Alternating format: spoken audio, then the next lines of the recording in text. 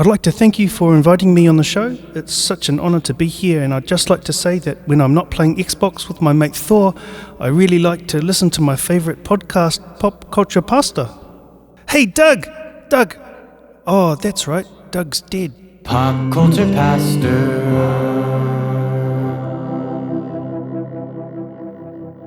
Cody, what does it say about my life if my one repeating and truly the biggest hardship of my life is that there's not a Taco Bell in my town? I would question your priorities and maybe your taste buds. Oh, come on. No Taco Bell slander tonight. Come on. No, but seriously, all day long, I've just wanted Taco Bell. And usually I can go days without thinking about it. But today, man, it just made me sad. I just wanted some Taco Bell. I wanted one of those new grilled chicken burritos. And like, I'm going to say that product and like, know that Taco Bell doesn't give us any money. We're open to it. We are. If they would like to sponsor the pod, that would be great. Taco Bell slander would go down 100-fold. So, if you're listening, Taco Bell, and you want to sponsor us, we would accept sponsorship in, free food. Or just an endless supply of Baja Blast. That's something I definitely don't need. Yeah, I don't know. I just have these days like today where all day through my day, I was like, man. And then even though I'm hungry, someone's like, well, what do you want for lunch? I'm like, nothing. I don't want anything. I want Taco Bell. Nothing else was good enough. I ended up having like somewhere around mid-afternoon, I had like one of those stupid little cups of macaroni and cheese that you put water in and microwave it and then just mix it. Like, it's so stupid. I hated it. I'm eating it. I'm taking a bite and I'm Was it at least the Velveeta? Yeah, it was the Velveeta. Okay, you're treating yourself. Yeah. Treat yourself. Diamond rings. Treat yourself. Velveeta microwavable bowl. Treat yourself. Welcome. This is Pop Culture Pastor, the podcast. My name's Dave. Cody's here. The podcast that dives into food and pop culture. Yeah, sometimes I think, should we explain for new people, because the pod is growing. We pick up new listeners, maybe a couple a week sometimes. I don't know.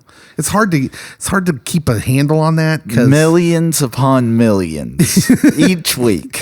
We have tens and tens of listeners, but it kind of goes up and down. It's not like a consistent wave usually. But if you're new to the podcast, we just kind of have like this stream of consciousness. We do. That just kind of goes. And it takes us all over the place because we just love culture. We love pop culture. We love geeky things, but we just love culture in general. Yeah. So I really don't know where, like, since we're talking about food, like, there has been like this out of nowhere, like, Cheez-It craze.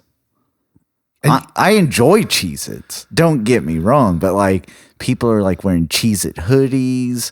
Like, Pizza Hut's doing like, here's this Cheez-It pizza, and it was gross. Yeah, you can keep that away from me. I don't want any part of that. And I like Cheez-Its. Yeah, and then like Cheetos, like everyone's wearing Cheeto merchandise. What's up with that?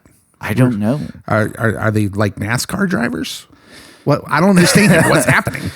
I guess people have the need for cheese. It reminds me of that scene in Wayne's World where it's like people only do things because they're getting paid. That's just sad. Newprint, little, yellow, different. Anyways, yeah, this is the Pop Culture Pastor podcast. We like to talk about geeky things and pop culture things, and we're also pastors. So, here we are.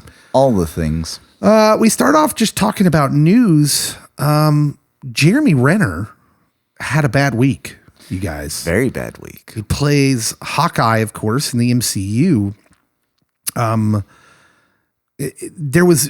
clearly there was some sort of incident. Everyone knew that, and he was like, there were reports he was in critical condition, and then he released a picture of himself on his social medias where he looks, I mean, his head looks pretty swollen, and it's unclear just how bad a shape he is in. But here is, I'm going to read you a little bit of the sheriff's report. The sheriff kind of updated what had happened. He said, it says this: based on our investigation, Mr. Renner's personal vehicle, which was being driven by a family member, had become stuck in the snow near his home. Balaam went on in the press conference, and he said, Mr. Renner went to retrieve his snowcat, which is, if you don't know what a snowcat is, it's an extremely large piece of snow removal equipment. Like it's a bulldozer type thing, right? So when reports had first come out, I was thinking when they said that he had a snowplow that he had like maybe like one of those Bobcat skid steer things with a blade on the front of it. Yeah. No, it's like way bigger. In my head, I was thinking the same thing you were. I was thinking like a Bobcat, which is a much smaller piece of machinery. Yeah, it's like a little. This is like 14,000 pounds. 6 to 7 times the size of a Bobcat. And like, listen, the only reason they tell you how much it weighs in the sheriff's report is because of what happened. After successfully towing his vehicle from its stuck location, Mr. Renner got out of his snowcat to speak to his family member. At this point, it was observed that it started to roll. In an effort to stop the rolling snowcat, Mr. Renner attempted to get in the driver's seat. And based on our investigation, it's at this point that Mr. Renner is run over by the snowcat. Balaam stressed that Renner, who was conscious and talking when first responders arrived on the scene, was not believed to be impaired in any way at the time of the accident. Its police are currently in possession of the snowcat, and the investigation continues. But he said, we do not suspect any foul play. We just believe this was a tragic accident. And very much so. A representative for Renner today confirmed that the actor suffered blunt chest trauma and orthopedic injuries. So apparently this thing ran over his midsection. He underwent surgery on January 2nd, remains in the intensive care unit in critical but stable condition. Between this and between the Damar Hamlin thing for the Buffalo Bills, like often our pastor side doesn't come out a lot. Mm-hmm. But the things that happened this week should be a reminder for all of us that, like, because I don't think just basing this on the very little information we have, the picture he shared of himself, the description from his agent, we've probably seen Jeremy Renner in a show for the last time. He's probably not going to come back and be Hawkeye again. Like, things can change for us so quickly. We saw that if you watch the football game where the young man went down and, 30 seconds, 1 minute he's playing a game at a level that we could never know. And the next minute they're doing CPR, keeping him alive or attempting to. Mm-hmm. And what I'm trying to say is, things like this should be a reminder that the thing that's really important, like we get on here, we talk about pop culture. We love pop culture, but the things that are really important are the present moments in our everyday life and the people we're around. Yeah. And just a reminder that, life is but a vapor, a mist, that we are here today, gone tomorrow. Both of those things are like just freaky accidents. Like you wouldn't imagine it happening. And yet it happens. And within our own personal lives, not necessarily on the celebrity level, that each person goes through events that just are hard to fathom. And so it's important to be mindful of each and every moment you have, that each day you wake up, the breath you breathe in, it's very fragile. And what are you going to do with it? you can be a force of love, or a force that is kind of just there wasting space or sharing hate. And so you got choices, and value those around you and make each moment count. I mean, we love that there's even one person that would listen to this. Even one person. So we're so thankful for that. But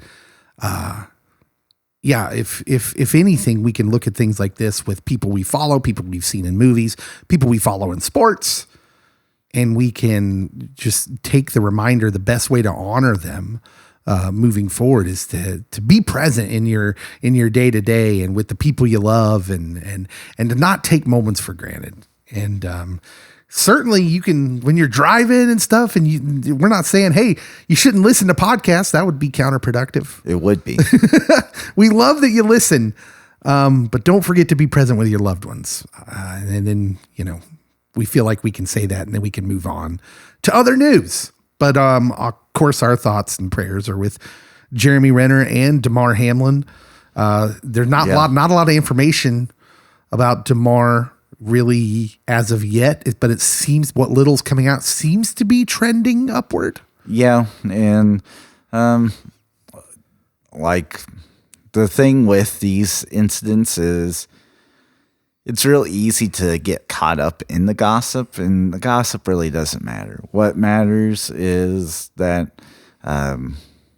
you're praying for them, their family, and that they just get better. So yeah.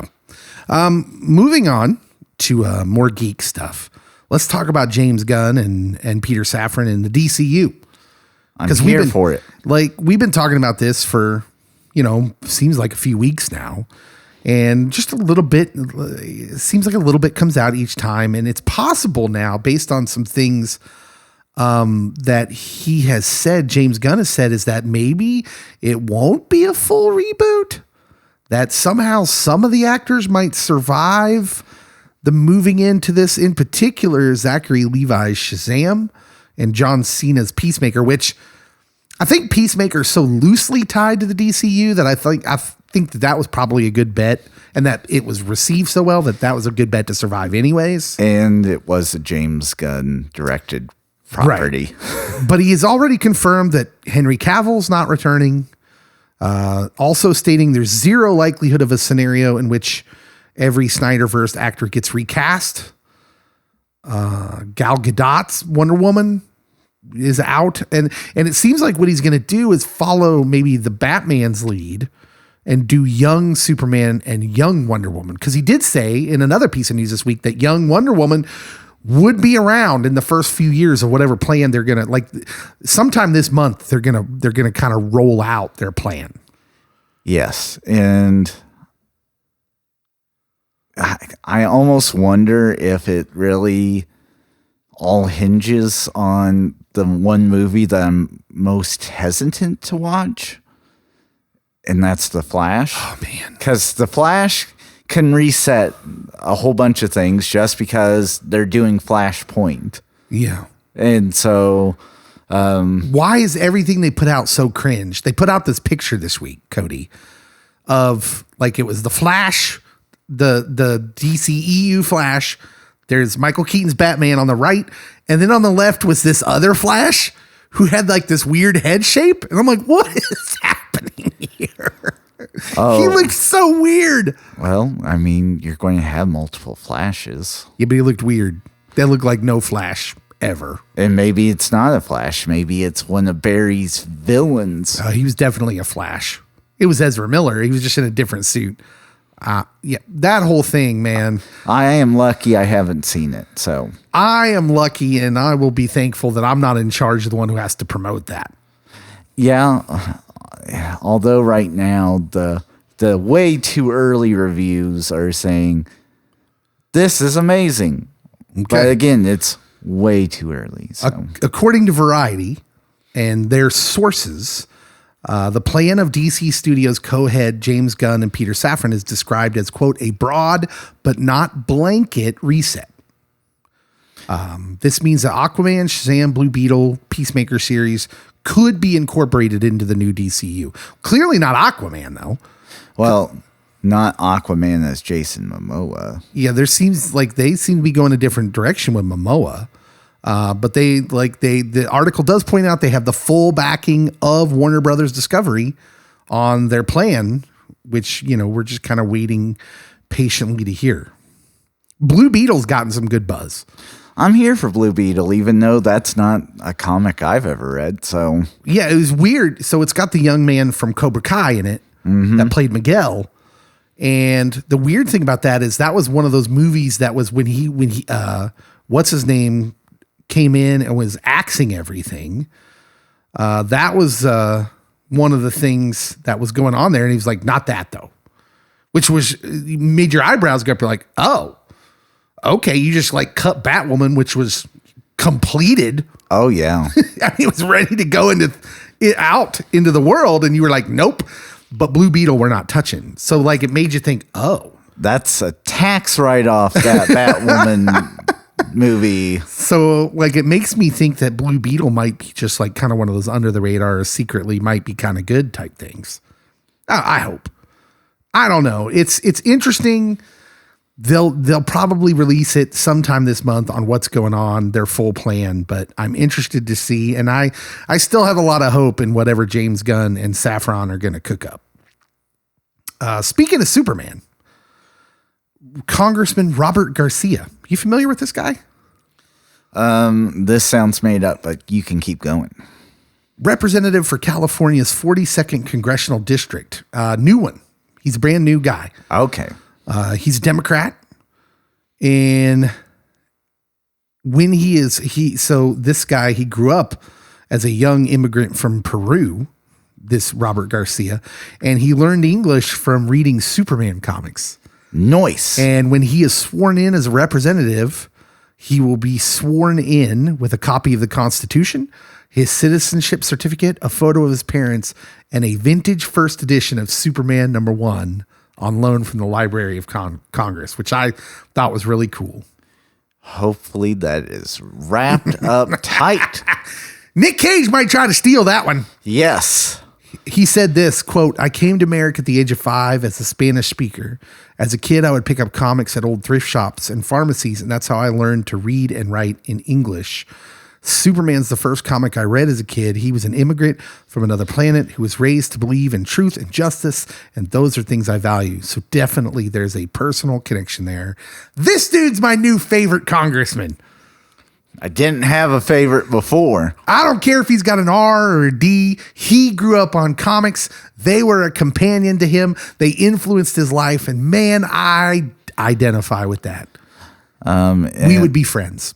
And I do think that it's very amazing that that was the thing that helped teach English writing and reading to him, and that comic books don't rot your mind clearly.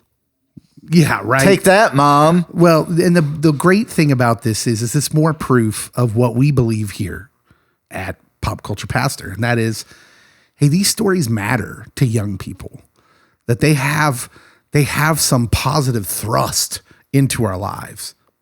And stories are a shadow of something real. And often we can benefit from them. And this guy surely benefited from his comic books growing up. All the luck, best of luck to freshman Congressman Robert Garcia of California. That's good stuff. Excuse me. Hugh Jackman came out with a impassioned plea to the Academy voters today. He said, do not nominate Ryan Reynolds for a Best Song Oscar for his work in Spirited. Apparently Reynolds and Will Ferrell's Good Afternoon. That's a good one. From the movie recently made the short list in the original song category at the upcoming 95th Academy Awards. In a video shared on social media Wednesday, Jackman said that if you nominate Ryan Reynolds for that, it would make the next year of my life insufferable. It would. Especially with them filming a movie together. I I don't think there's anything more lovable than the friendship of Hugh Jackman and Ryan Reynolds and the back and forth on social media. It's hilarious. It brings joy to my day. It is hilarious to watch unfold. And like that one time that Hugh, I think it was Hugh that got Jake Gyllenhaal to like dress up, or they convinced Ryan Reynolds to dress up and they didn't.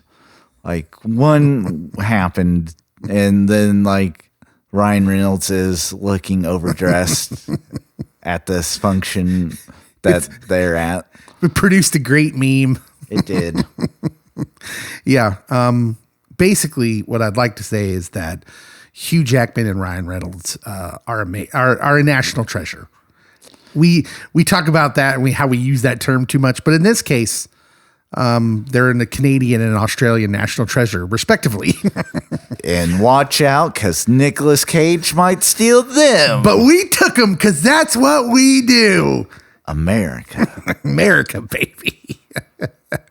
No, seriously, they make the world a better place. It's great. All right. That is our news segment for this week. When we come back, we'll get to what we're looking forward to in 2023. We'll be right back.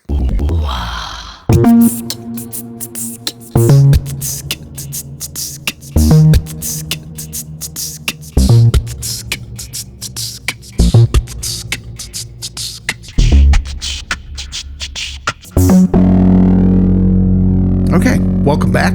It's time to talk about what we're looking forward to in 2023, Cody. And I think before we get started into like the specific pop culture stuff, I want to talk about the podcast itself a little bit, because there are things that I would like. There's always things that I've wanted to do that we haven't gotten to yet. I hear you. And so like one of those things is I want a really cool kick butt TikTok channel where we just make fun TikToks. Ew. Well, you don't want to dance with me? We could do the little, no. I mean like creative things that would do, those, some of them would probably have to do with pop culture. I don't know. We need creative people.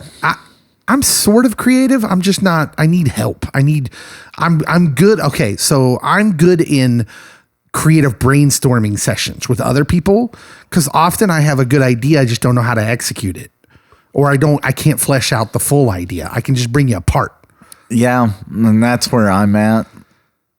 Okay, it's like I do just random parts and then I'm like, run with it, someone. But this is why I'm bringing it up, because we have listeners. They can have ideas and they can help us out and give us more ideas. And maybe we've got people who would like to be contributors, people who want to help create things. Because one of the other things I'd love to do on this podcast more regularly is have interviews, have people on. Word. So if you're someone who listens to this podcast, man, it'd be amazing if like you knew people that would be interesting to interview. If you knew like, man, I don't know who listens to this podcast. Kevin Sorbo. Someone out there could be listening who knows like real like geeks, celebrity type people that we might love to have on the show. I mean, heck, we've even talked with like, Zach Gilford on, through messaging and email and stuff, but you never know what kind of connections people have. If someone has a connection to John Stamos, please hook us up now. And if you have a connection to Zach Gilford too, because at one point, and guys, you don't even know how close he was to being on the show. We were all but there, and it just kind of fell through at the last minute. So like, Zach, if you're listening, booby, give us a DM. Just know we have you above John Stamos until John Stamos commits. Until John Stamos commits, Zach Gilford, you're our guy. But we'll take you both. We will. By the way, I'm buying stock in Zach Gilford because his guy, the director guy that he's in all his stuff, the guy that did Midnight Mass, it was officially announced that he's doing a Dark Tower series. Is that what it? right? The Dark Tower? Yeah, that's the name of it. The Stephen King thing? Yeah, I thought that one was just rumored. No. I saw an article on it today that it's real. He's doing it for Amazon Prime. I was going to say 5 I know seasons. He signed on with Prime to be like one of their main producer dudes. Yeah, 5 seasons. And Zach, I love you, but I don't think he can be the Man in Black. Well, there went our interview. He's definitely got to get a role, though, right? He's a role in there. Oh, yeah. Especially if you're going to do 5 seasons. Man, the kind of sad thing about that, though, is I would love if they could get back the people that were in the cruddy movie. Because those actually were like really great casting decisions. Idris Elba as the gunslinger. Matthew McConaughey as the Man in Black. Ugh. That should have worked. I learned not to forget the face of my father. You are a king geek. I love it. Yes. But yeah, I'm excited about that. Anyways, I don't remember what we were talking about there, but podcast stuff. Yeah. So if you have connections, connect us with your connections. We'd love to start doing more interviews. We'd love to be a podcast that with all the other stuff we do, the news and the main topic we have, we would also love to have like these little 10 to 15 minute interviews with people that we would have interest in, that you would have interest in.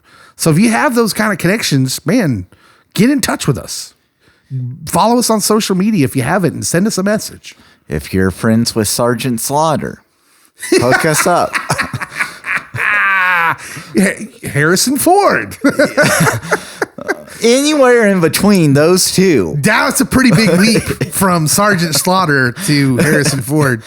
Sergeant Slaughter to Indiana Jones. Things that's Yes. so big. Man, if I ever got to talk to Harrison Ford, I'd just be, after it was done, I'd be like, okay, Lord, you can just take me now. It's not going to get any better than If this. I got to talk to Harrison Ford, it would be like when Chris Farley would interview the famous people on SNL and would be like, do you remember when you recorded this album? That was great. You remember that time when you said that artifact belonged in a museum? That was cool. Yeah, exactly. No, I think I could do a pretty good job. We could do a pretty good job interviewing, right? Yeah, I would just have to forget who I was talking to. Yeah. Good luck with that. Okay. The reason we're here is we're looking forward to 2023. Real simple, straightforward. What is it we're looking forward to? What, in the kind of the culture? And I don't even know where we want to go first. Do we want to go like, something smaller first, like in our realm? Because movies and TVs are going to be the big thing, TV shows. That's kind of our focus because I'm old.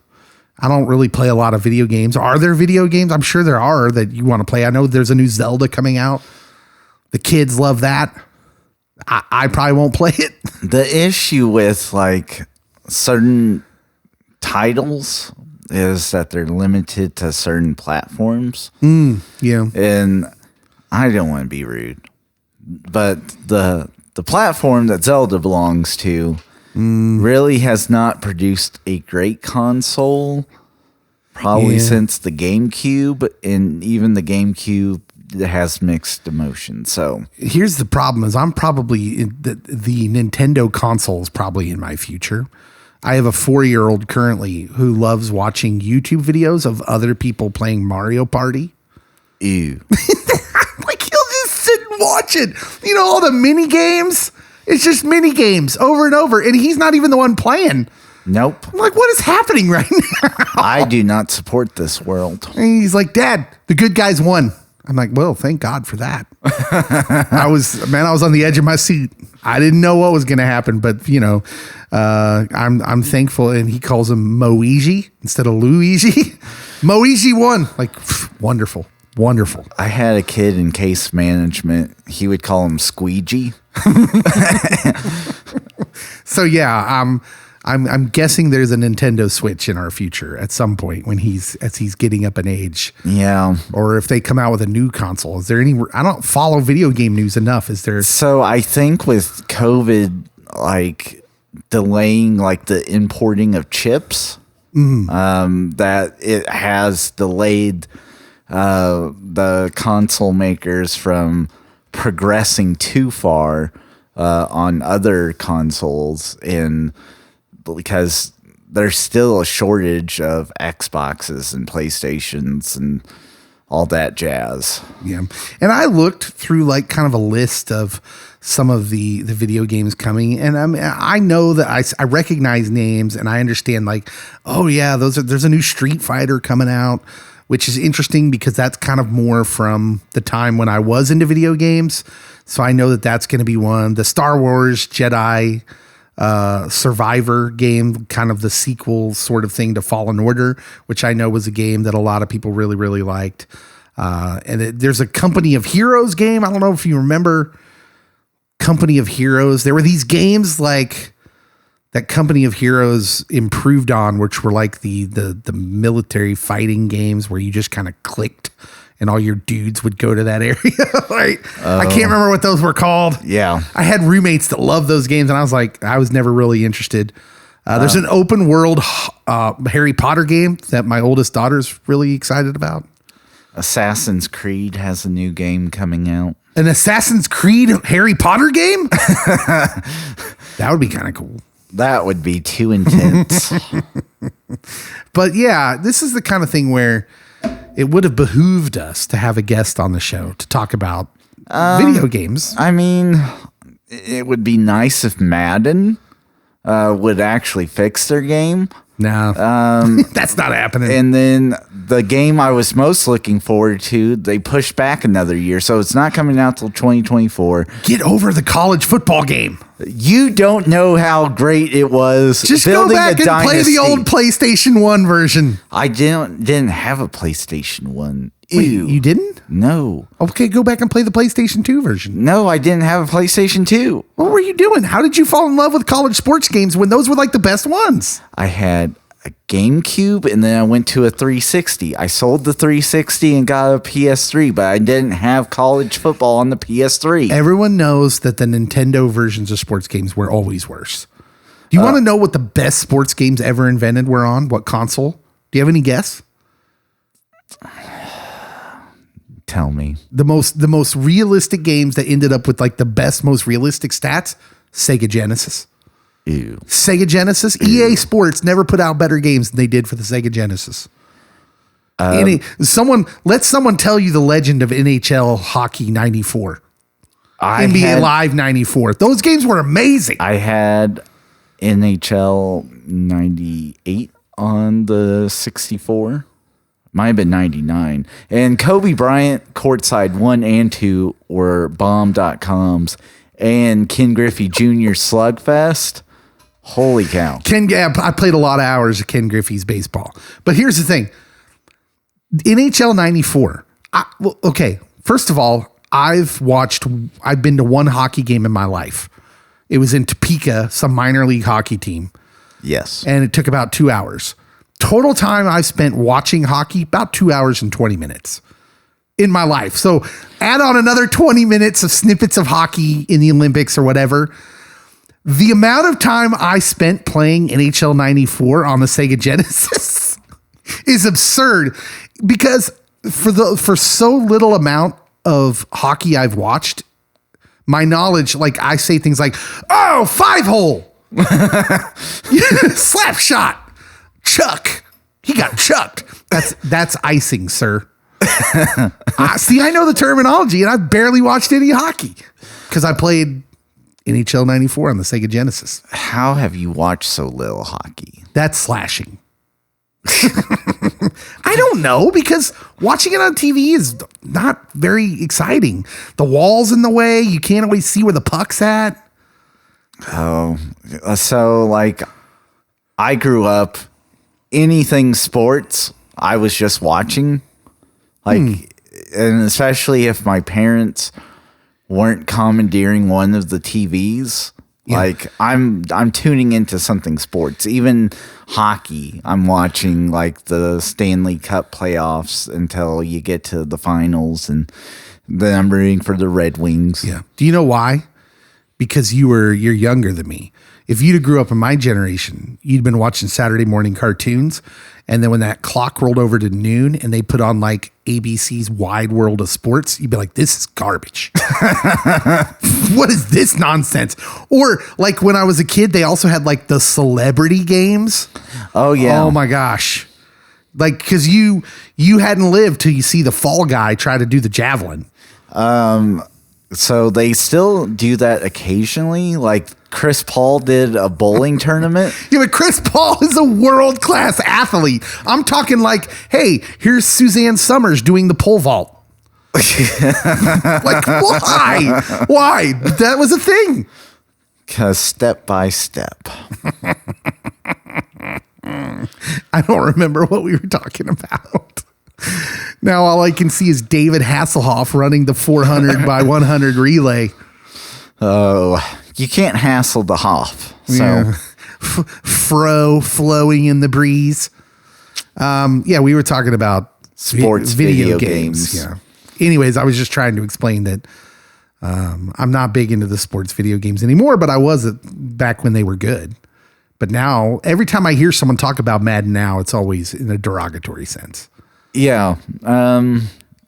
So I will still play Madden, but that's primarily because I have a rooting interest. And Yeah. I want to pretend that I'm Patrick Mahomes. So I have played Madden over the years, but what I do is I simulate the games and I just run the team. Yeah. To me, that's more fun. I don't like actually playing the game. So usually I will start off with a fantasy draft. And so that way it seems to be more even spread. And then I dominate for a decade. Well, good. I'm glad to hear that. Do you have any books? Because I have a book. The Bible. Well, yes. Yes. You didn't see that one coming. I'm always looking forward to my next Bible readings. But no, in May 2023, Tom Hanks is putting out his first novel.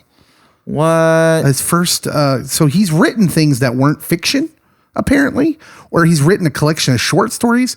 But this is his first like novel. It's called The Making of Another Major Motion Picture Masterpiece. It will follow the making of a star-studded multi-million-dollar superhero action film and the humble comic books that inspired it. And I'm just like, all right, I'm in. That sounds amazing for a pop culture geek. Where does the Chet Hanks fill-in character come in? The publisher says the novel will also touch on the changes that have happened in America and American culture since World War II. Quote, this is from Tom Hanks himself. He said, every character in the book does something I've experienced while making a movie, as well as discovered a philosophy or learned an important lesson. Even the foolish moments are some kind of stunt I've pulled or mistake that I've survived. Takes place for the course of several decades, starting in 1947, when a soldier returns from the war, meets his nephew, leaves an impression on him, then disappears for 23 years.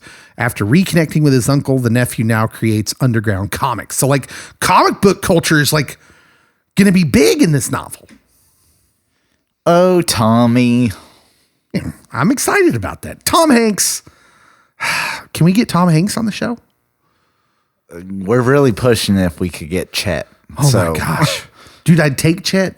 But could you imagine, like, talking to Tom Hanks would be another one of those moments of like, all right, settle down, Dave. Settle down. Settle down. Remember that time you were talking about life being like a box of chocolates? That was awesome. Yeah, that was great. And life really is like a box of chocolates. Did you know that at the time? You remember when that large man that you were holding in prison, he did all those amazing things and you had to put him in the chair anyways, even though you knew he wasn't guilty of the crime he committed? That was sad. That was. Anyways, so he wrote a book and it's coming out this year. I'm excited for that. Let's talk about TV. Should we? Should we go to TV first? We should go to TV. I have TV. All right. You want to go first? Okay. So I'll go like retro nerdy. Okay. Hit me. So it was announced that they are bringing back an animated series. I thought you were going to say that 70s show. No, forget that. What? You don't? I liked that 70s show. I didn't need it to be that 80s show, and I don't need it to be that 90s show. Sorry. Well, Red Foreman would have thoughts about where to put his foot. Yes. But no, HBO Max announced that they're bringing back a cartoon series that was geared towards a more teenage adult crowd when I was a youth. Mm-hmm. And that would be called Clone High. Oh, interesting. I am excited for it. I know nothing about this. Okay, so Clone Explain High, this to me. The concept was there's this high school, and they have a bunch of clones of famous people. Okay. So, like, there's a clone of Abraham Lincoln. Wow. And a clone of Cleopatra and, like, Napoleon. And they basically took their genetic material and made them into babies, and now they're growing up and they're in high school. Okay. And so, like, it's set in modern times, but with famous historical people. This sounds amazing. Is the old stuff still on HBO? I don't know if it's on HBO or not, because, like, I feel like it was on Adult Swim. That was one of the Adult Swim shows, but I could be misremembering that detail. Yeah, that sounds like something I'd actually be interested in. So what was your favorite part about it? Was it funny? It's a comedy. Okay. And so, like, Abraham Lincoln's really awkward. Well, of course he is. Naturally. And him and Cleopatra have a thing going on. Oh, really? So no Mark Antony or Julius Caesar, they're not present? I don't recall if they are or not. Like, there's certain characters that just stand out, but I, again, haven't watched the show in probably 15 years. Awesome. So I learned something new. I've never heard of that, but now I'm like, I want to go find the old episodes of that and watch it.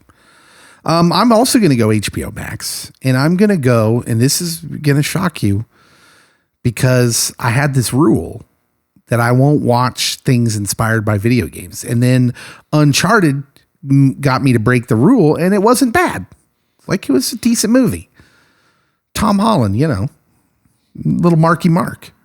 And now I'm ready to do it again for a series called The Last of Us. Now, admittedly, I don't know much about this because it's a video game.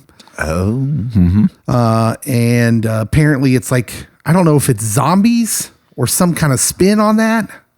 But it's post-apocalyptic, and like, for whatever reason, I like post-apocalyptic entertainment. I was a big fan of the Mad Max movies growing up. I love, like, Book of Eli. Yeah, that was good. I love those kind of movies, and I'm just fascinated by them. And so, and Walking Dead had me from the very beginning. Like, so when Walking Dead was a comic book at first, man, I couldn't get enough Walking Dead. And when the show started, was totally into it. So this I'm intrigued by. Starring Pedro Pascal. I'm a fan of anything Pedro, so I'll definitely tune in and watch that one as well. But yeah, there's like this fungus outbreak. Fungus. You're a fungus. that transforms human hosts into aggressive creatures known as the infected. So it kind of sounds zombie-esque. Which, if they ever... I don't know how you could make this into a series, but there was a zombie video game that I played on the 360 called Left 4 Dead. And, like, so there's these 4 people, and they're trying to make it through various areas. And so, like, there's one chapter that they're trying to make it through, like, an amusement park. And then there's one that they're trying to make it through, like, the French Quarter, and one they're trying to make it through the mall. And it was a fun game to play. And the characters had ridiculous sayings. And so, like, I'm here for the absurdness of it all. Mm-hmm. But I don't think they'll ever make that one into a movie or a TV series. Yeah, it's so weird. Especially like with the Uncharted thing, I had never played the game. And so I think I'm more likely to be interested if it hits some of my geek spots, like Last of Us hits the post-apocalyptic theme. And the Pedro theme. and the Pedro Pascal theme. Glad to see Pedro's getting work where he can show his face. Yes. Because I know that was a big thing in The Mandalorian. There were all these rumors that he was upset that he doesn't get to show his face more, but he plays a character who literally it's against his religion to take off his helmet. And don't you dare do it. And he did. And now it's going to cause all sorts of problems. It does. On something else I'm looking forward to this year, Mandalorian season 3. Yeah, that one is a for sure must watch. As of course it would be. As of course it would be. A show that will have its second season that I'm looking forward to that you still haven't watched. Severance. Yeah, on I Apple. gotta watch Severance. It's definitely on my list of things I want to watch. And I mean, if you like Ben from Parks and Rec, Ben Wyatt, you're going to love Severance because Ben Wyatt's in it, but it's not Ben Wyatt. Tell me again, like what kind of show I'm wading into. I might watch the first episode tonight after we get done recording. Is it like dark comedy? Is that kind of what I'm to understand? I mean, there are some. It's done by Ben Stiller. Yeah, there are some comedic moments within the show, but I wouldn't label it a comedy. Okay. It's very surreal. All right. And it does have some dark themes to it because basically the premise is you are severed from your outside self when you go into work at this one corporation. And so you can sign up to have this procedure done so that you can work there, and they pay for everything, yada yada. You don't remember what you did inside the building when you leave it. Okay. And so you have your own separate world. You have your own separate life. You might even have a wife and kids. But when you go into the building, you don't know you have a wife and kids. You don't know anything about you except for what's happened in that building previously that you have experienced. That is super intriguing as a plot point. So, yeah, it's worth a watch.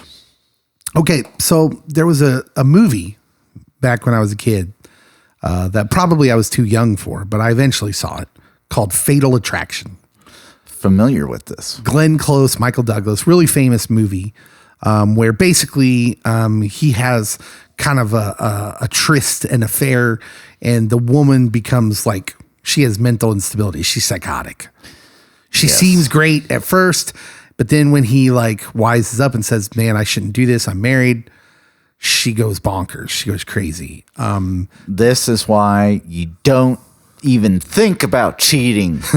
They're updating this with Lizzie Kaplan playing that role and Joshua Jackson. It's Pacey, which I thought was just so random and weird. I don't know if I need a Fatal Attraction follow up. Right. And it's a series, which is interesting too, because this was obviously a movie. Like, is it a short series? Because, like, I feel that the story will play out in one season.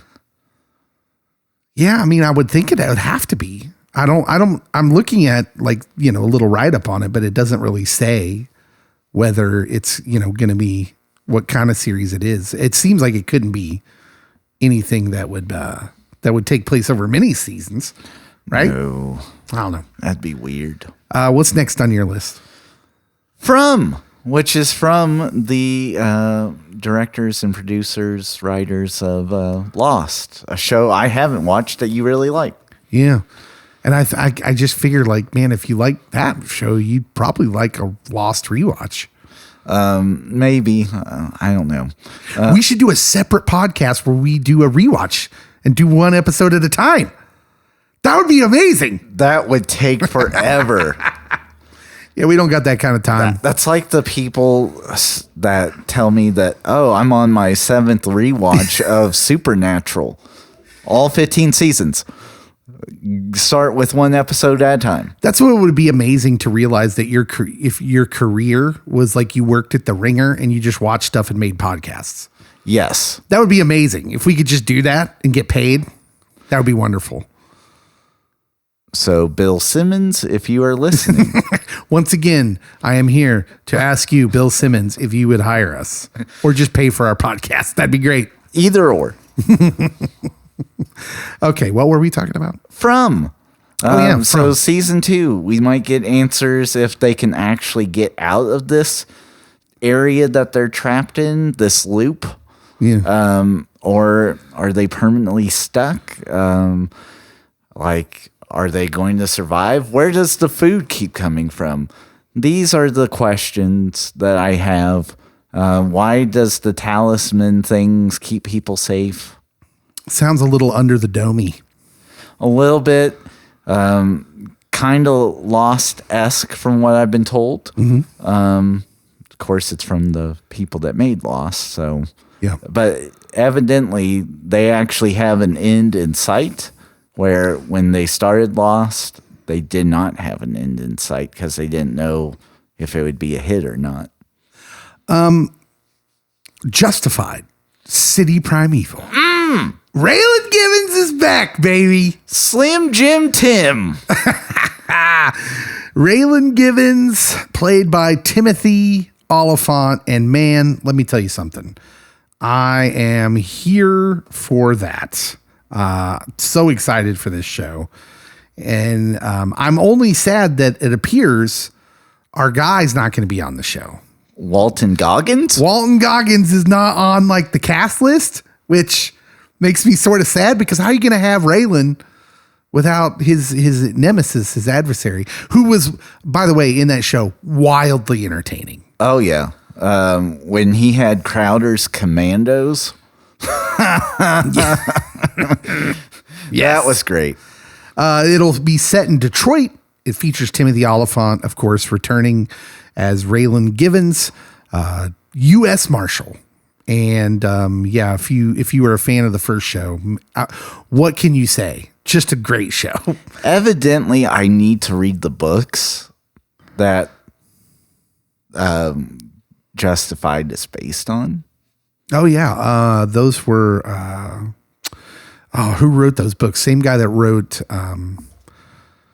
several things that Quentin Tarantino has adapted. And I can't think of his name right now, but because I can't think of any names because I had COVID and it affected my brain. But yeah, I'm looking forward to this. Raylan Givens, U.S. Marshal. And I'm guessing that at some point, Cody, he's going to have to take the law into his own hands.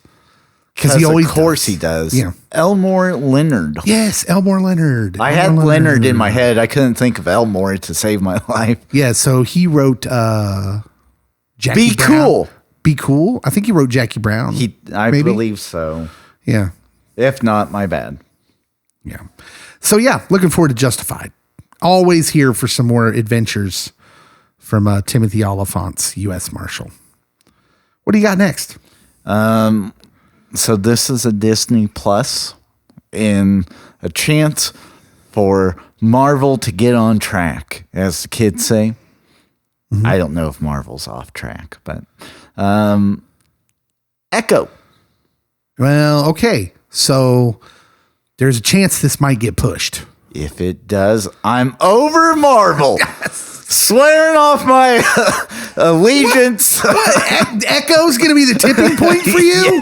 Yeah. Echo? Yes. Like the bashing of Thor, Love, and Thunder. And then you take probably my...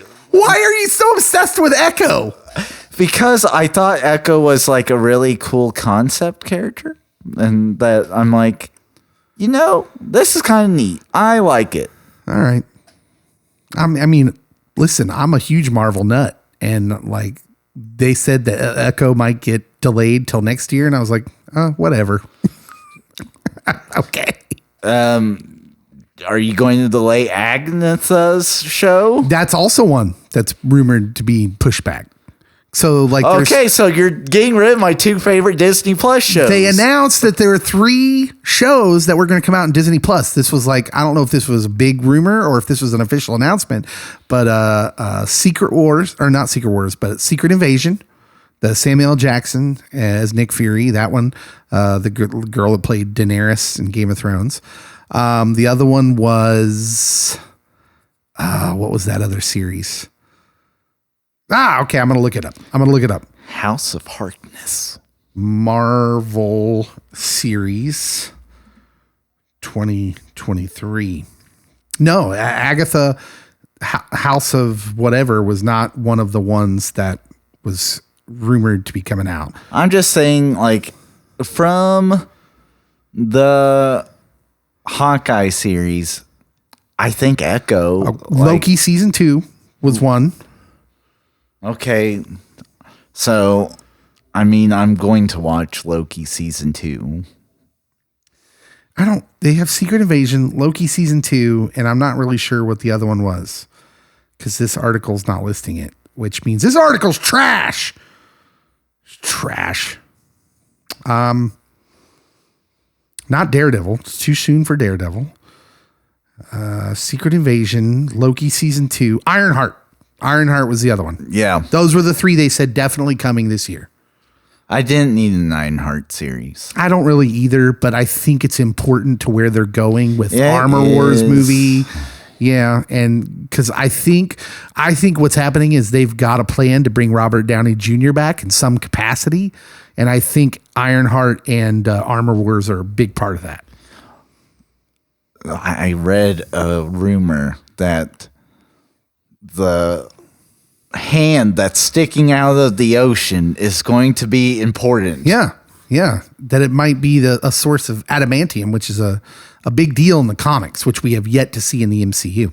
And so, if that's true, it's about time we start addressing the hand in the ocean. Yes. That's all I'm saying. All right. Okay, so your pick was Echo. Maybe it'll come out this year. Maybe it won't. And if it doesn't, we protest. While we're talking about Marvel stuff, I'm very excited for Secret Invasion. I'm very excited for Loki season 2. Both of those, because I think they might be huge to the story moving forward. So I'm excited because what I'm really craving from Marvel is connectivity. Connectivity. Give me my connectivity. My next thing on my list, Fargo season 5. Have you watched any of the seasons of Fargo? I watched the movie. If you like the movie, you'll love the TV show. Fargo, the TV show Fargo, is consistently and maybe kind of under the radar one of the best made things on TV. Really, really good stuff. It's on FX. If you can find, I don't know where they stream, but go back and watch some of the old seasons of Fargo. They don't come out every year because they do. I mean, it's quality stuff. There's always big name actors in it. The last one was 2 years ago, and it was about Black and Italian criminal organizations fighting over control of Kansas City. So, like, man, it was so good. It's just really, really good stuff. I highly recommend it, and I'm excited for Fargo season 5 with John Hamm. John Hamm going to be in Fargo season 5. Jonathan Hamm. Juno Temple from Ted Lasso. Oh. In Fargo season 5, and Jennifer Jason Leigh, set in the Midwest in 2019. So that's going to be a little different. They had been kind of back in time, most of the seasons of Fargo, so this is going to be the most recent one. Okay. That's a good choice. What else we got? I mean, if Peacemaker 2 comes out, but there has been no announcement really on its official date. So I will go with What We Do in the Shadows. Okay. That's a popular one that people talk about a lot. I have not seen it. So I will give a warning that some of the humor and subject matter is very adult themed. And so I will say, if that is not your cup of tea, don't even bother tuning in. But it is produced and written by Taika. Yeah. And if you watch the hit TV series Community, the episode that they had the grifting professor who was trying to grift the group, that professor is one of the vampires, and his name's Laszlo, and Laszlo is hilarious. There's an episode, I want to say it's in season 3, might be season 2, where they have Luke Skywalker himself, Mark Hamill, on the show, and they're both vampires talking back and forth to each other, but they're trying to disguise themselves as humans. And so Laszlo's like, I'm Jackie Daytona, human bartender. And then Mark's like, can you get me one human alcoholic beer? And so, like that. Maybe I don't need to watch it. Maybe I just need to have you tell me about it and just quote it. Yeah, that episode was hilarious. Like a Billy Mouth Bass, one of those singing ones, becomes the focal point, and then at the end of it, Laszlo gives it to Mark's character as payment for something that happened 150 years ago. And he thinks that it's a very prized possession, and like it breaks. And someone that's next to him's like, oh, I have like 15 of those back at the house. I can just give you one. And he's like, no, Laszlo. All right. I'm officially interested. I'm interested. We'd be remiss if we didn't talk about Star Wars. Lots of TV shows coming out for Star Wars, including Bad Batch season 2 comes out soon. That probably means I need to watch Bad Batch season 1. Mandalorian season 3 comes out, which that's huge. That is huge. Everybody's looking forward to that. It's probably the best show that best thing Star Wars has probably done since all this new stuff came out. But Ahsoka, the Ahsoka show is going to come out sometime this year. And I think that one might be key to Star Wars moving forward. Like, is Star Wars it's like, I don't know if Star Wars could ever die out, but it's certainly like in a weird place right now.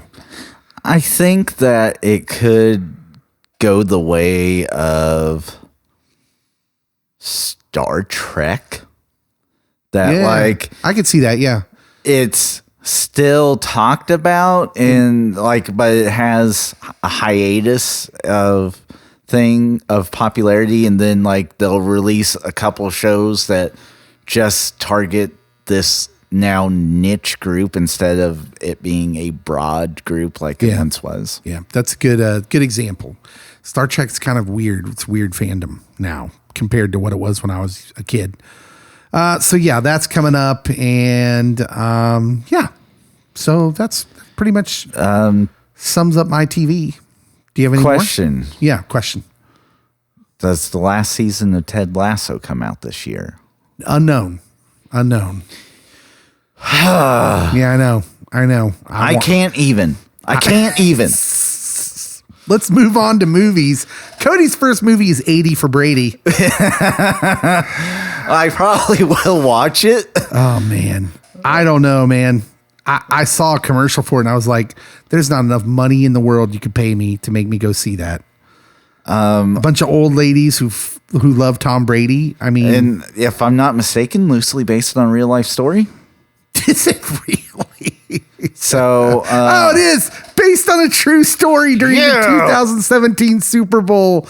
Lifelong friends travel to see their beloved Tom Brady on the field. Tommy. Nah. I will wear my I Heart Tom Brady shirt to the theater and probably watch it. Okay. You have that shirt? I do have that shirt. Why? So, like, growing up, most of the time, the Chiefs did not make it to the playoffs. Yes. And so we had a bad run there for a while. I would always I wanted to keep watching football. So, this is the story where Cody's a front runner.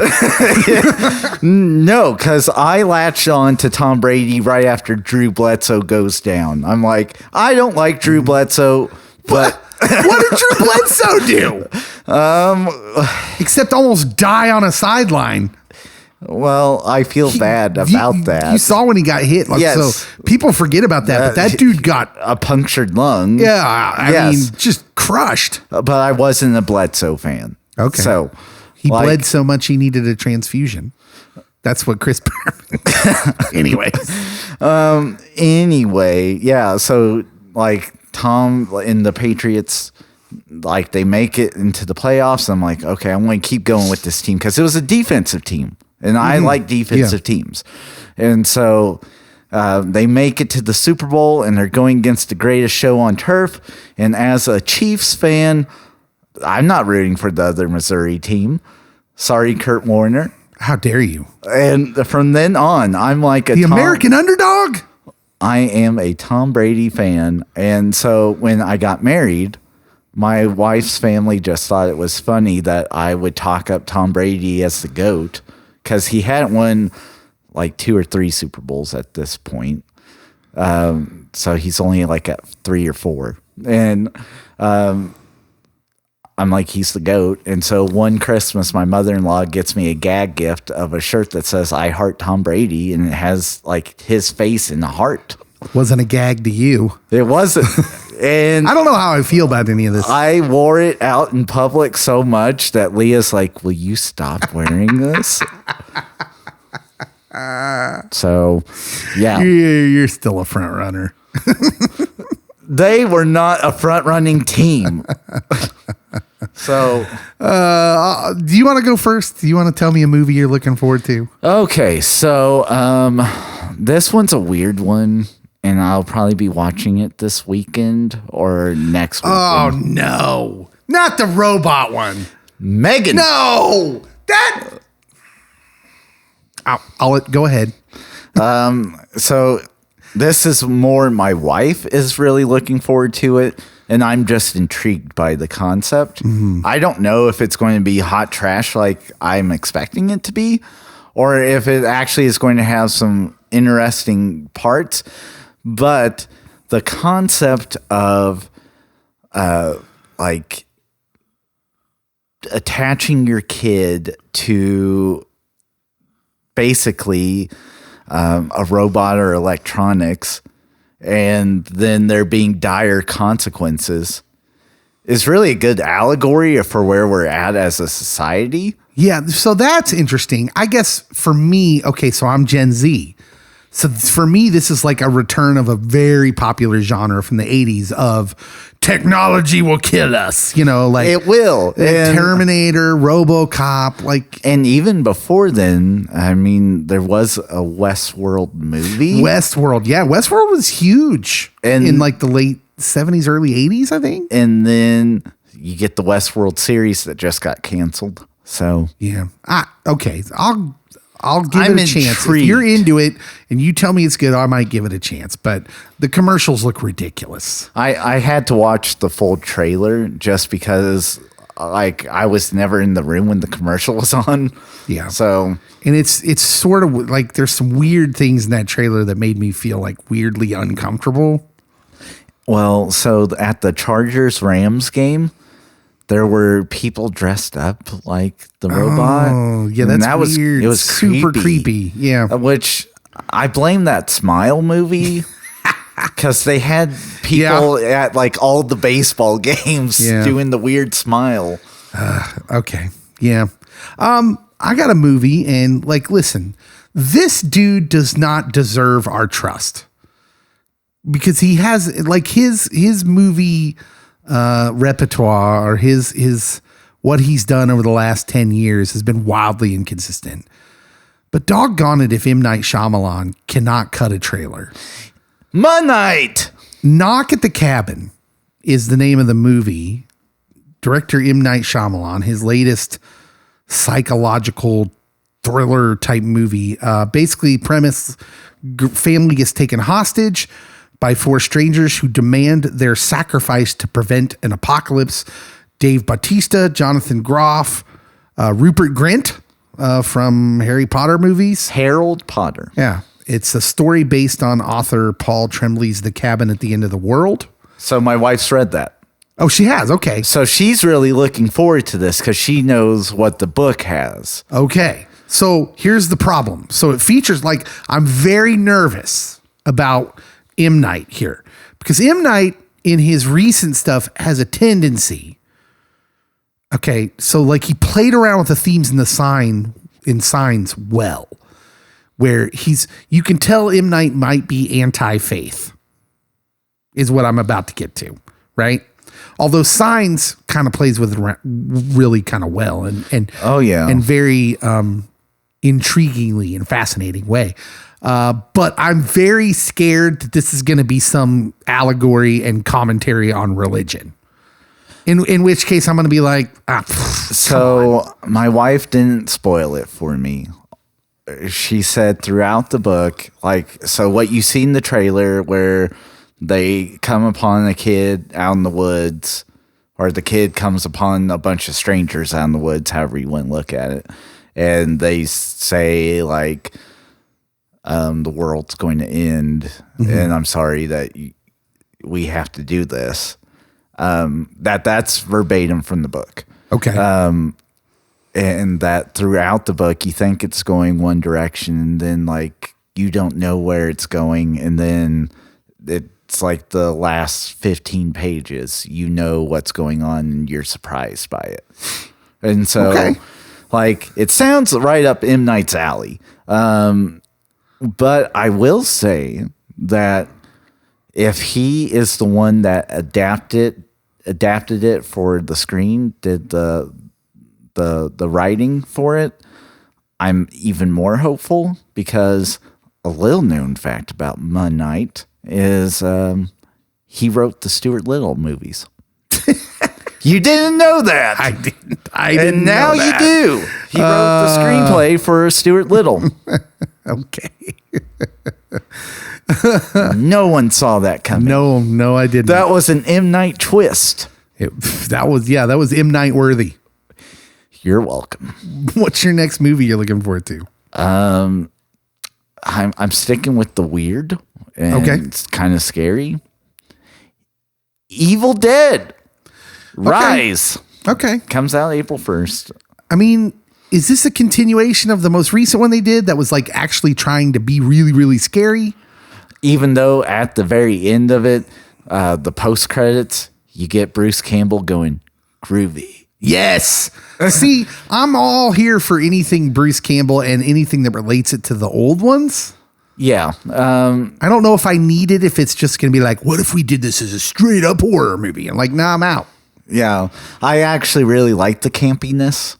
Yeah. Especially at the series. Holy cow. The series was hilarious. Ash versus the Evil Dead. Yeah. I laughed and cried myself silly at that show. Yeah. Most people now are familiar with the campiness of that and are familiar with Sam Raimi from like Spider-Man, from like Doctor Strange, Multiverse Madness. I grew up with knowing Sam Raimi as the Evil Dead guy, and all of that. Like, you think he's campy now. Oh man, it was over the top camp. Army of Darkness is like one of my favorite movies growing up. Oh, yeah. Love it. Love those movies. So I'll tune in just to see what it's like. I don't really have any like high expectations, but since I have watched like quite a few of the Evil Dead things and Ash versus the Evil Dead, I'm like, I gotta stay tuned in. You're my connection to scary movies because my wife doesn't want anything to do with them, and your wife's all about them. She is. So you're really like our horror movie correspondent in the pop culture pasture, like atmosphere. You're welcome. I have to stay up if I want to watch a scary movie. I have to stay up really late while everyone else goes to bed. I watched Bird Box like that, and then I was sorry I did. Like, oh man, I can't believe I just spent 2 hours. Now I'm going to bed at 12:30. So my favorite part about Bird Box was it had that one guy from that John Cusack movie. What is that one called? Where he has multiple personalities. In John Cusack has multiple personalities? Or John Cusack's one of the multiple personalities. Oh, being John Malkovich. No. Identity. That's it. Was he even in Being John Malkovich? No, that was Nicolas Cage. I don't remember. So Identity. Yeah, I remember that. But the guy that is the killer, Pruitt Taylor Vince, that's his name in real life, Malcolm Rivers, he has an eye condition that causes his eyes to twitch back and forth rapidly. And he's been in several like shows. Oh, yeah, I know this guy. But that guy was in Bird Box at the very end. He's like at the community that's supposed to be the safe haven. Yeah. And I'm like, hey, that guy's still working. Oh, yeah. He's been in more things than you would remember. He's been in tons of things. He was in Constantine. Mississippi Burning with Gene Hackman. That was a huge movie. Constantine, Jacob's Ladder. K9. Man, he was in a movie with Paul Newman. I mean, yeah, this dude's been around for Red Heat with Arnold Schwarzenegger. K9 with James Belushi. Like, yeah, this dude goes way back. Natural Born Killers. He's a that guy. He is that guy. Yeah, it's that guy. And so I was glad to know that guy still had work. Good for him. Like, I wasn't a huge fan of the movie, but I was really happy that he got work. Yeah, me too. So that was my connection to Bird Box. We're here for that guy and that girls of the Hollywood world. Yes. Ant-Man and the Wasp, Quantumania. Kang! Seems obvious, but I feel like this is such a big movie for Marvel. Wakanda Forever wasn't like a loss, but I don't know that it was a slam dunk either. It like rolled around the rim and eventually fell in. Yeah. And I think Marvel really needs a win. They need a big win. And I think this movie could be the movie, although I thought that about Multiverse of Madness. And Multiverse of Madness the same way. It wasn't like a loss, but it wasn't a slam dunk. So rewatching TV shows, I rewatched Community recently, and Joel McHale's character was talking about, I get why people like Paul Rudd, but I'm not one of them. But there are those people out there that don't like Paul Rudd. Like it just doesn't do anything for them. I'm a Paul Rudd guy, primarily because he is funny and he's also from Kansas. But I'm looking forward to this. I don't know if it checks all the boxes, though, for it to be an absolute slam dunk, just because, I mean, Ant-Man traditionally hasn't been the most well-viewed of the Marvel Cinematic Universe. They're not usually super serious. Yeah. They're kind of fun. This one's going to be maybe serious. I will say, because I'm a big spoiler culture guy. So I like to follow the rumors and the rumblings. And one thing I can say that's not really a spoiler, but it appears that there's lots of rumblings that Marvel, and this will work out if you're not a super huge fan of Paul Rudd, Marvel's putting a lot of their chips in on Jonathan Majors, who plays the character of Kang. Jonathan Majors. And like, he's apparently such a big focal part of these next phases. And that's by design because they really like Jonathan Majors. So I suspect that Ant-Man and the Wasp Quantumania rides a lot more on Jonathan Majors than it does with Paul Rudd. They must have watched Lovecraft Country.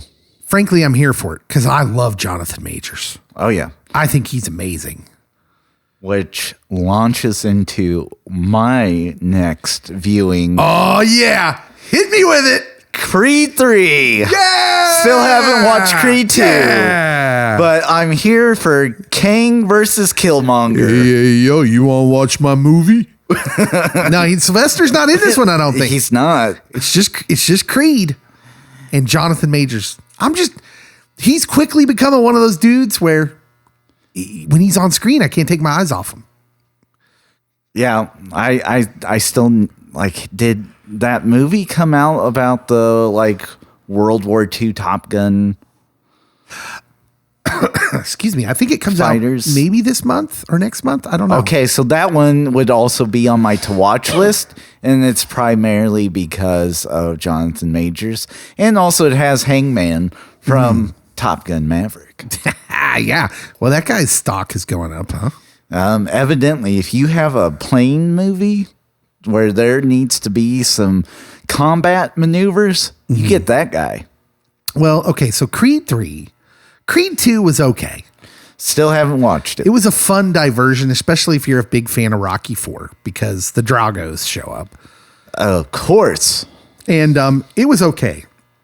But the best, when Rocky was at its best, and they should have learned this with Rocky 4, when Rocky was at its best, it had more to do with the enemy, the bad guy, than it did with Sylvester Stallone. And I think Creed 3, like they're doing something really smart here by bringing in Jonathan Majors, someone who can share the screen with Michael B. Jordan and not be overshadowed. Like Has some gravitas. If you can tell me the name of the actor or the guy, the character he played from Creed 1, I'd give you $20 right now without looking it up.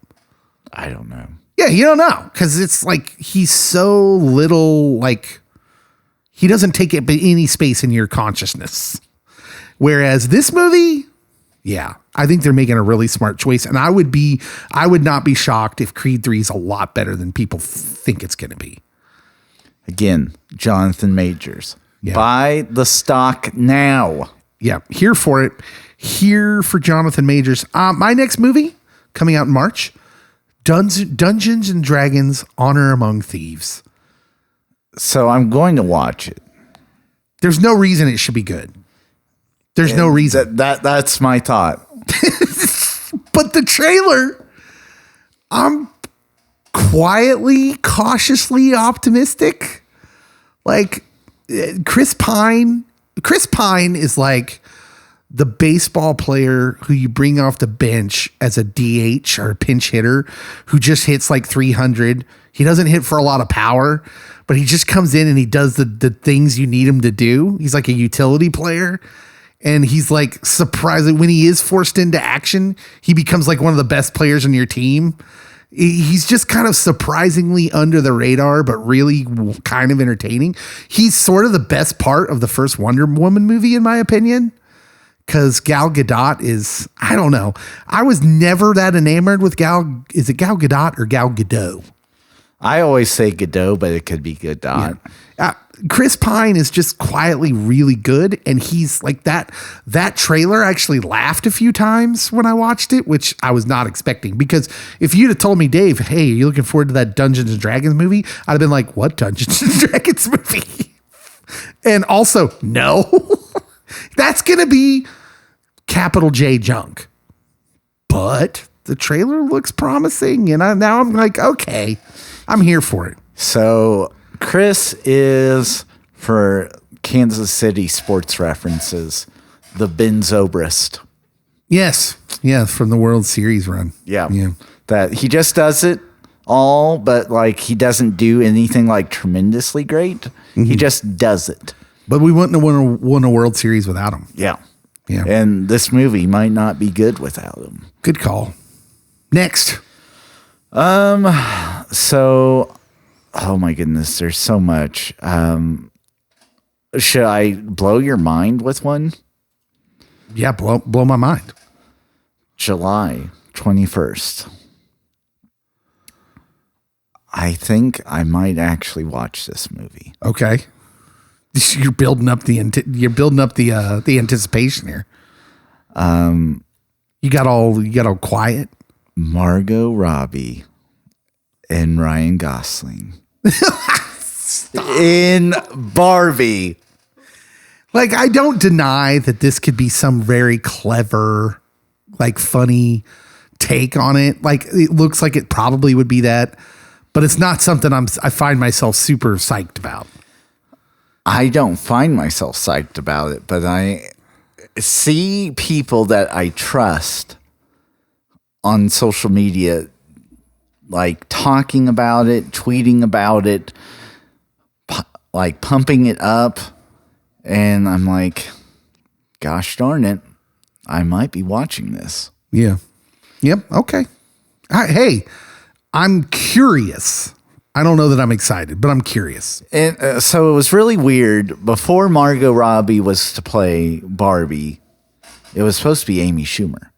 And Amy Schumer was supposed to write and direct it as well. So that became a whole different movie, didn't it?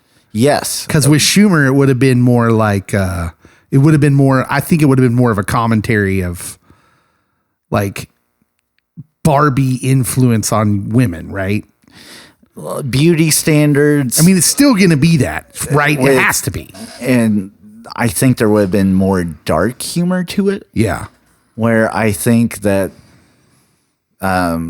this should have some humor. I am definitely here for a behind the scenes making of this movie documentary. Yes. Okay. So when you have kids like I do, you understand you're going to have to take your kids to the theater to see cartoons from time to time. And usually my most exciting part of my night when that happens is I'm going to get a nachos with an extra cheese cup and a large Mountain Dew. And that's the excitement. Like, okay, because I'm not looking forward to it. However, you're not getting that at our movie theater anymore. On April 7th, the Super Mario Brothers movie. My birthday weekend / Easter weekend. All right, maybe we'll bring you along with us. Again, another one of those movies where I was like, how good is this possibly going to be? And then I saw the trailer and I thought, wow, this could be really, really entertaining. So Jack Black's Bowser like instantly steals the trailer.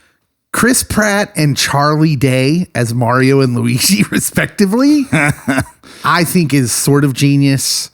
I think it's going to work. Keegan-Michael Key is Toad. Seth Rogen is Donkey Kong. Yeah. I always pronounce it Seth Rogen.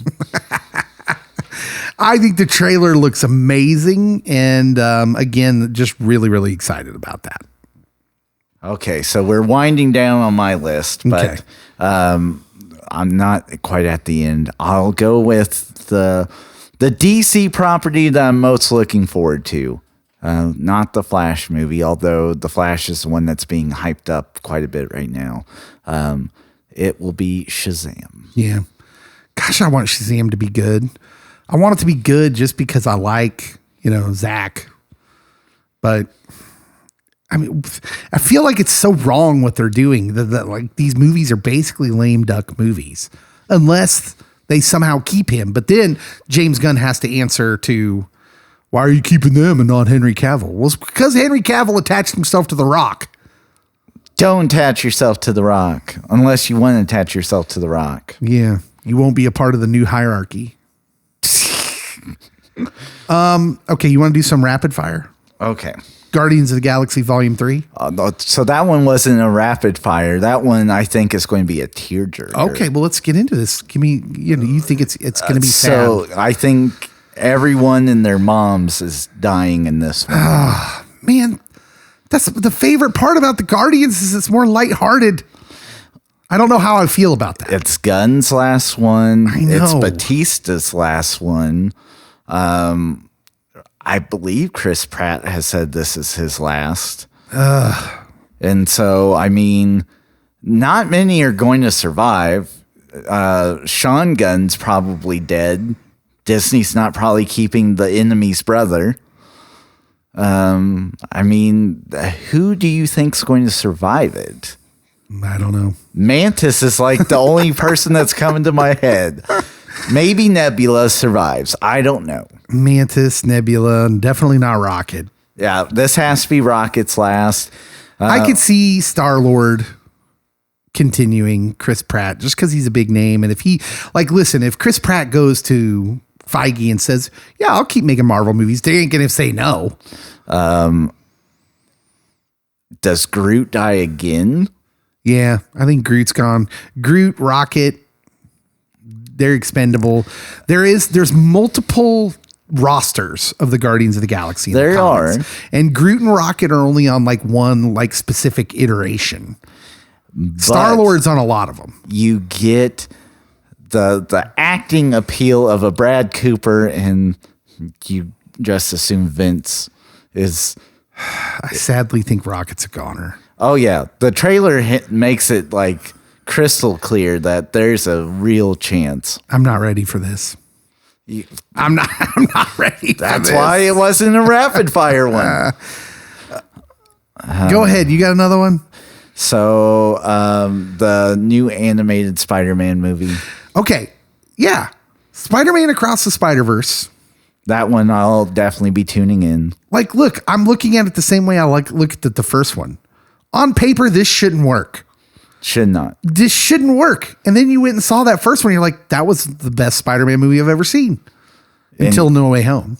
Easily one of the best animated superhero movies I had seen. So. And I saw the trailer for this one. I was like, this shouldn't work. But I'm going to go see it. And if it's like the first one, I'm going to be blown away. That's the plan. Yeah. Are you here for Transformers Rise of the Beast? Because I'm not. No. That's trash. Yeah.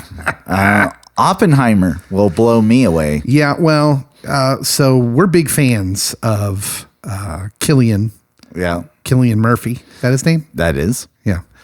And anything that Chris Nolan directs, I will watch. Well, yeah, I'm not going right. to give it like instant credibility, but I'm going to watch it. Okay, that's fair. He does, at least when you're going to see a Nolan movie, you understand and know that it's going to be thoughtful. It's going to be deep. I think sometimes he gets caught up in the deepness where it doesn't make a whole lot of sense. What was that movie Inception? with Matthew McConaughey? No, okay, not Inception. Not Inception. I was one of those few people who didn't really like Inception, and it wasn't because I didn't get it. It's because I think he went against some of his own rules that he set up in the movie just to make it deeper. Yeah, Interstellar was the movie I didn't like. Yeah, I actually liked Interstellar, but it had some of those same issues where you're like, I don't know if that works, but okay. Yeah, and so I did love Tenet. Tenet was great to me. And of course, easily has done the best trilogy of superhero movies. Debatable. Indiana Jones and the Dial of Destiny. I'll watch it against my will.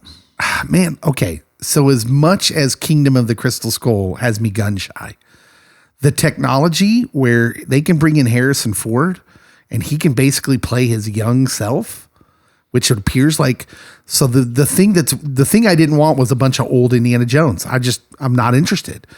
But now, like they did all this special effects work, Lucasfilm with Mark Hamill and Luke Skywalker, and like, okay.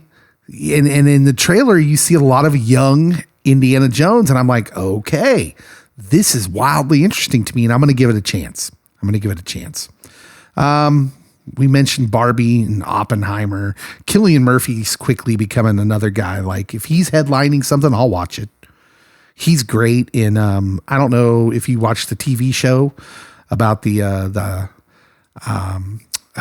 Peaky Blinders. Yeah. Irish, not Irish, but British, English period piece mafia type thing. It's a wonderful show. The Marvels comes out in July. I don't know, man. That's another one of those where I'm like, okay, man, you better win with Ant-Man. Because I don't know. I really have no yearning to watch the Marvels. Yeah. And it better be connected. Blue Beetle, which we mentioned earlier. I will be watching Blue Beetle. Comes out in August. Let's see. Kraven the Hunter. Kraven the Environmentalist. Going to have to see a good trailer. Oh, man.